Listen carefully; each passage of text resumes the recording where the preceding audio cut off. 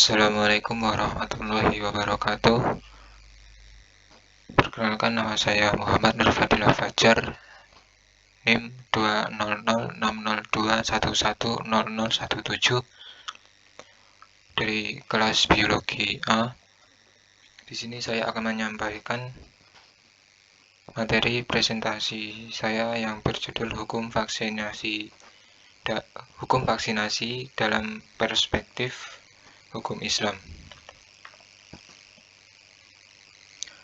Latar belakang: kesehatan merupakan keadaan seseorang atau masyarakat yang normal secara fisik maupun psikologis sehingga mampu untuk melakukan aktivitasnya sehari-hari. Upaya-upaya untuk memelihara kesehatan pada masyarakat ada di dalam ilmu kesehatan masyarakat. Harapannya agar masyarakat dapat lebih teredukasi sehingga memiliki kesadaran terhadap kesehatan diri dan lingkungan.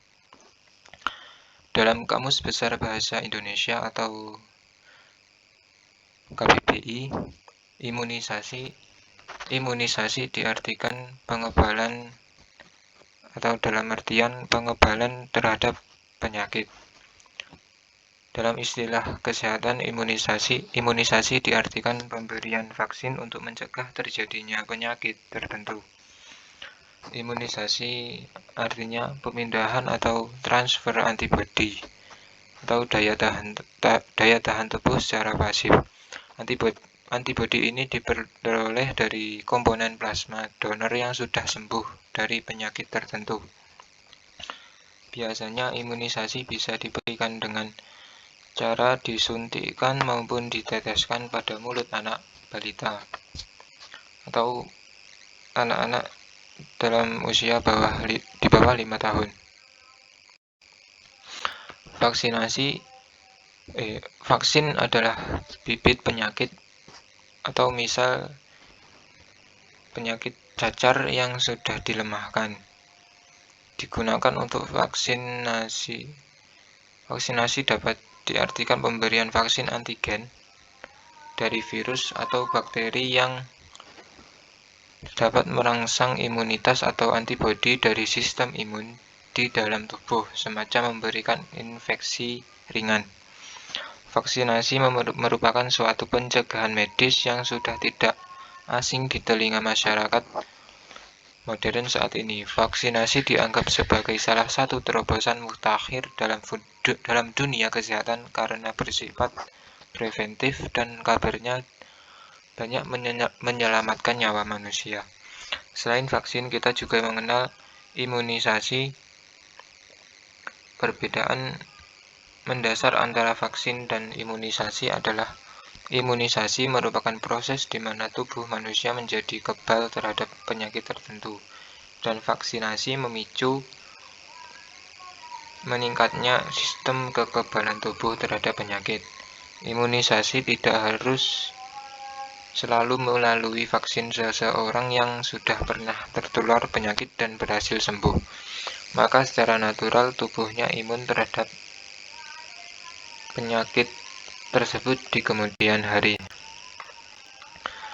Imunisasi lanjutan sesuai ketentuan yang sifatnya menguatkan atau booster perlu diberikan juga sebagai upaya penguatan dalam mempertahankan tingkat kekebalan, sekaligus memperpanjang masa perlindungan.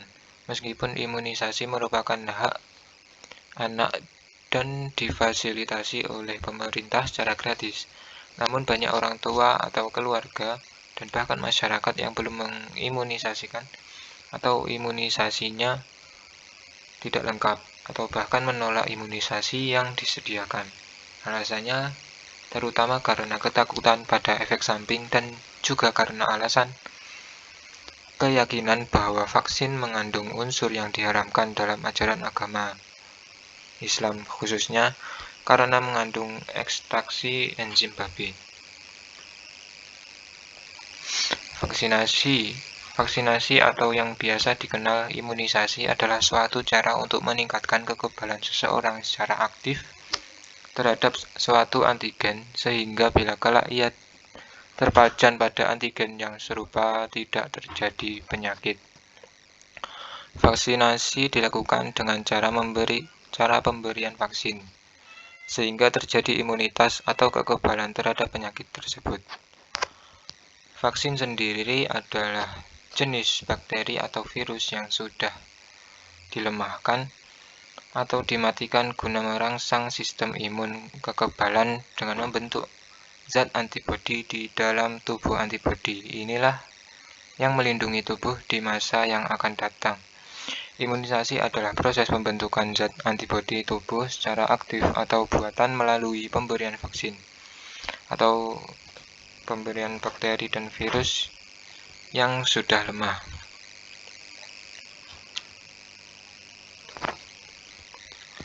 Kekebalan pasif adalah kekebalan yang diperoleh dari luar tubuh, bukan dibuat oleh individu.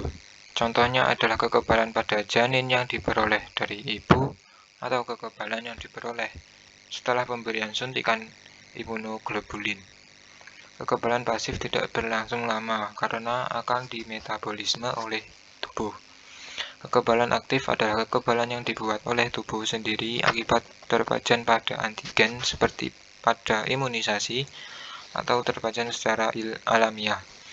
Kekebalan aktif biasanya berlangsung lama karena adanya memori.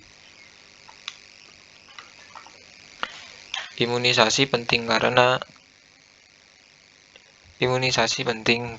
terbukti mampu mencegah bayi dan anak-anak dari resiko tertular dan terserang penyakit-penyakit infeksi menular berbahaya yang lain yang mengancam dan dapat mengakibatkan kecacatan permanen dan kematian. Pemberian vaksin dapat melalui cara disuntik ataupun melalui tetes mulut. Tujuan program imunisasi yaitu upaya menurunkan angka kesakitan atau kematian dan kecacatan akibat penyakit yang dapat dicegah dengan imunisasi atau PD3I.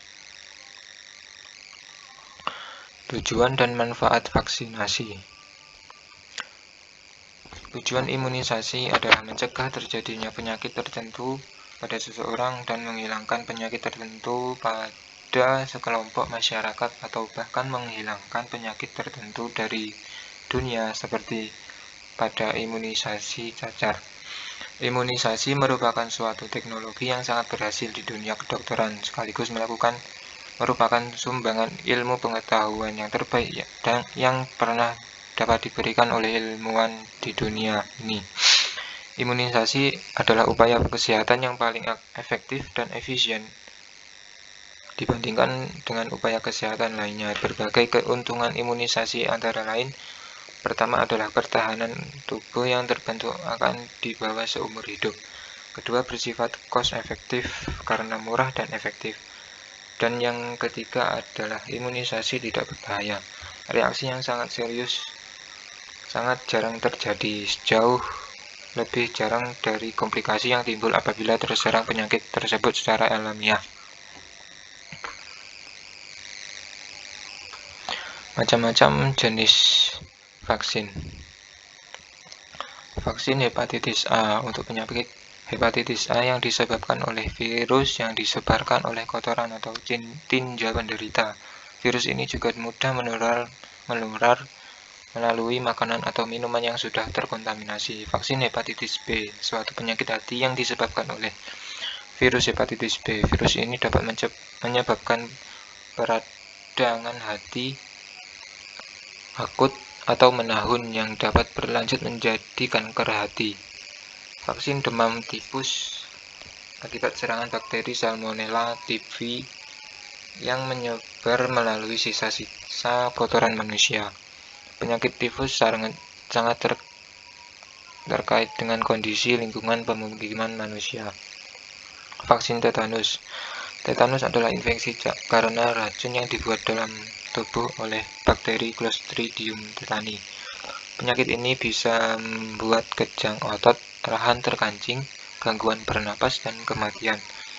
Bakterinya terdapat di debu, tanah, lalu masuk ke dalam tubuh manusia melalui luka yang terpotong atau luka yang terbuka, dan luka yang terbakar.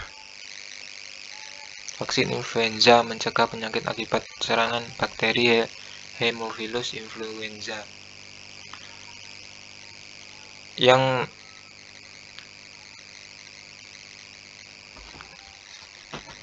Haemophilus influenza yang menyerang infeksi pada semua jaringan berlendir manusia, terutama anak-anak. Vaksin pneumonia yang menyerang jaringan lobus alveoli paru-paru manusia yang disebabkan bakteri Streptococcus pneumoniae. Jika dibiarkan, penyakit ini dapat menimbulkan komplikasi meningitis atau selulitis. Vaksin BCG untuk mencegah penyakit tuberkulosis alias penyakit TBC yang menyerang pernapasan manusia disebabkan bakteri Mycobacterium tuberculosis. Vaksin pertussis, penyakit yang menimbulkan batuk-batuk parah pada manusia melalui bakteri Bordella pertussis. Kawasan padat penduduk sangat rawan atas penyakit ini dengan gejala awal serupa flu. Vaksin meningitis yang ditujukan untuk mencegah serangan pada selaput otak manusia disebabkan bakteri Neisseria meningitidis. Penyakit ini bisa berkembang menjadi pandemik atau wabah. Vaksin kolera mengatasi serangan bakteri Vibrio cholera pada saluran pencernaan manusia.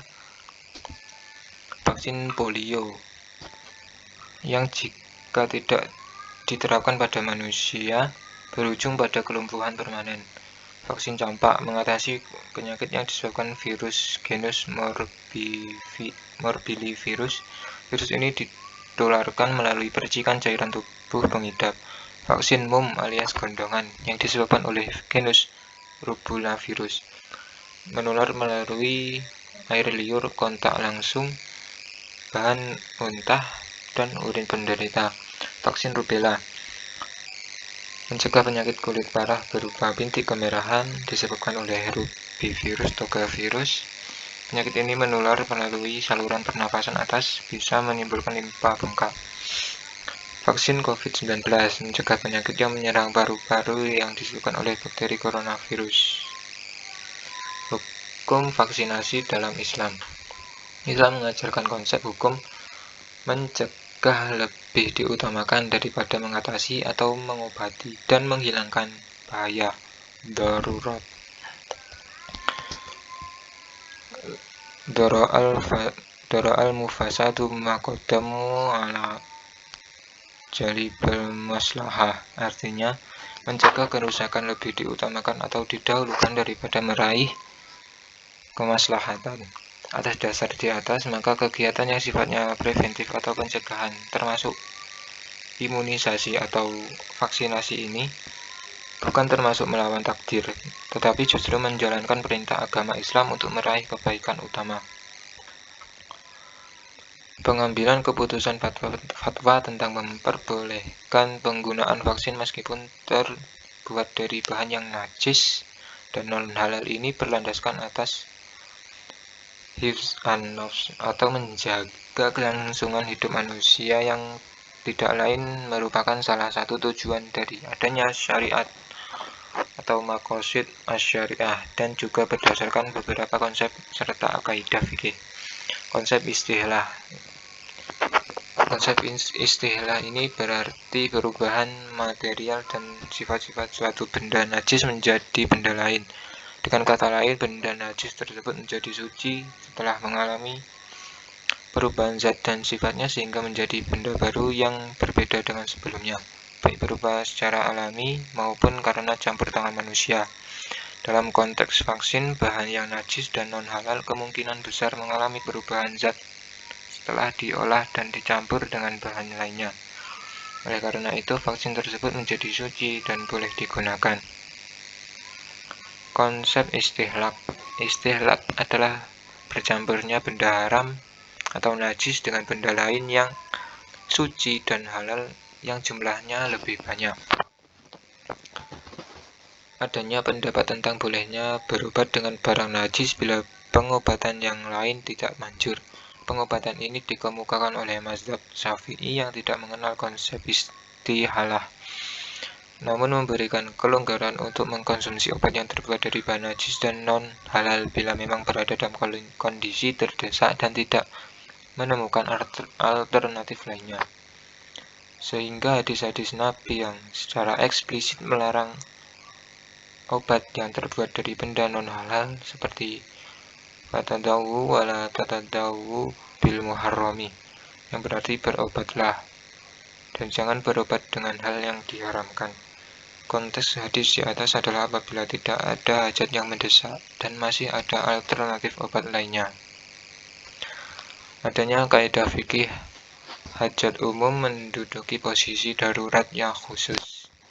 Dalam kasus vaksinasi, kita tahu bahwa virus COVID-19 yang baru-baru ini terjadi tergolong virus yang cepat menyebar dan mewabah, sehingga banyak sekali orang-orang kehilangan banyak harta dan bahkan nyawa. Pun banyak kegiatan manusia yang menjadi tersendat dan tak berjalan normal. Jadi meskipun berobat dengan vaksin ini tidak tergolong hal yang mendesak atau darurat bagi setiap individu, tapi ia sudah menjadi kebutuhan atau hajat yang umum bagi semua manusia. Dengan demikian vaksin COVID-19 yang menjadi kebutuhan umum. Sekian presentasi yang saya sampaikan. Apabila ada kekurangannya, mohon maaf. Wassalamualaikum warahmatullahi wabarakatuh.